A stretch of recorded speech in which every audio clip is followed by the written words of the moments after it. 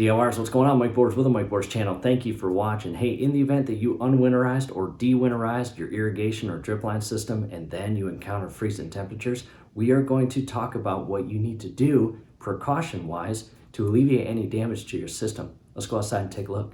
DIYers, here we are outside. And as you can see, there is a layer of frost on our mulch. This is the hosta plant area of our garden. And again, there is frost and the temperatures are getting below freezing. However, we have not personally turned on our drip line system. And we've got some hostas growing up right here.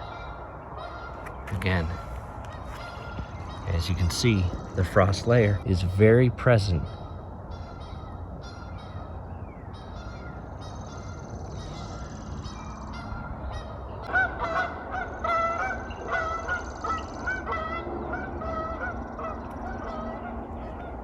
And coming down here is our irises, several irises actually.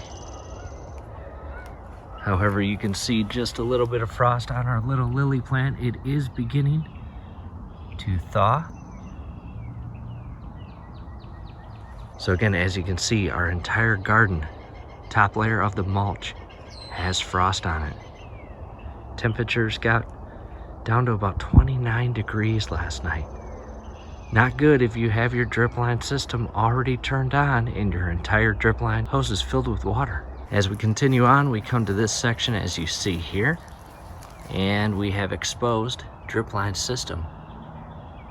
And I will talk about that here shortly. We have a DIY project in the very near future, maybe this afternoon, in this section right here. However, coming to our sedum area where we have our little rock steps, takes us all the way into the portion that comes out of the house where the backflow preventer and ball valves and shutoff valves are, as well as the additional long plumbing that feeds all the way into the ground, underground,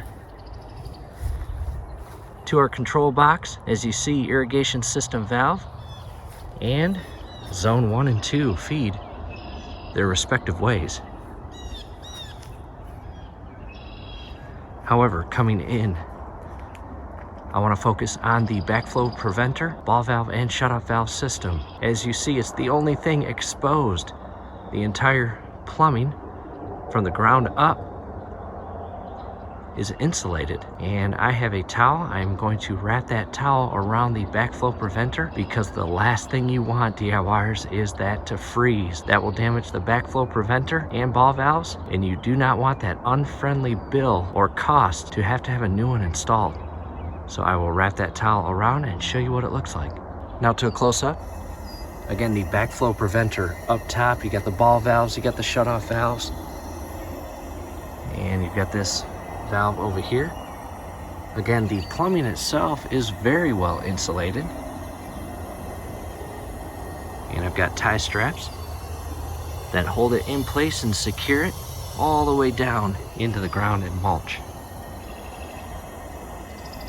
However, again, inside here, if you have your system turned on, it's full of water, and you do not want that water to freeze in this very location. This will be destroyed, your ball valves will break, and possibly more plumbing. That is not what you want. Taking a step back, and there it is, DIYers. I have wrapped the backflow preventer, ball valve, and shutoff valve portion of our drip line system with the towel.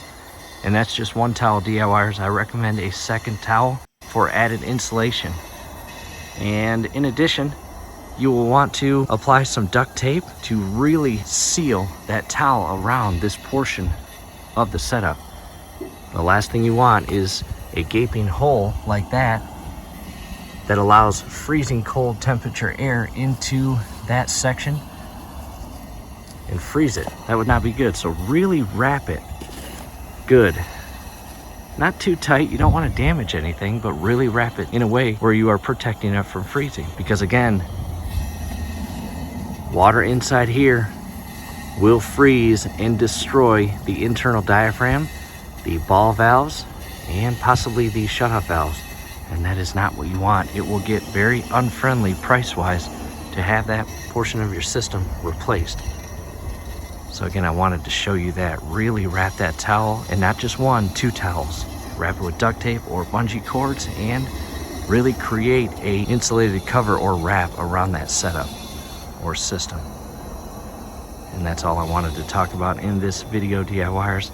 Hey, in addition, check this out. If you have a brick home and you've got all these little slots or gaps in your brick all around your house, well, if you don't know what those are called weep holes. And scrolling above right now is a link to a video that we give a full rundown or tutorial review on weep holes. And on top of that, after you watch that video will actually feed you to how to install weep hole covers or screens to alleviate snakes, frogs, mice, etc.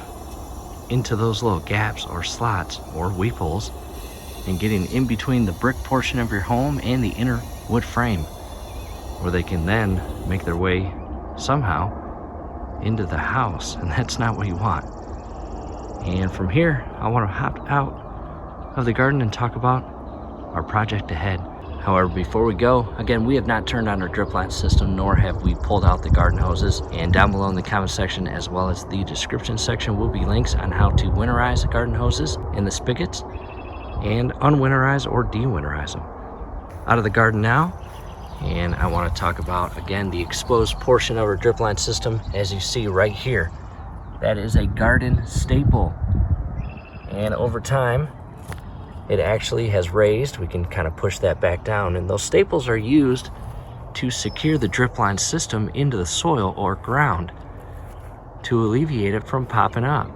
And we just fully weeded this portion because we plant vegetables and fruit in this section of our garden, and we are going to use garden staples, brand new ones. We have a box full of them, and we are going to show you how to properly compress the staple as you push it into the ground and soil and secure the drip line system without damaging it. And then we are going to cover it with topsoil and planting soil and plant some vegetables and fruit. And DIYers, that video is scrolling above right now. And that's it. Hopefully this helps. Hopefully you do not experience a damaged backflow preventer and ball valve and shutoff valve system because of freezing temperatures after you turn the system on. That would not be good. Do us a favor, below the video, you will see that thumbs up icon. Click on that, like the video, subscribe to the channel. Definitely ring your YouTube bell. That would be very helpful to us. We'd really appreciate it. Thanks again for watching.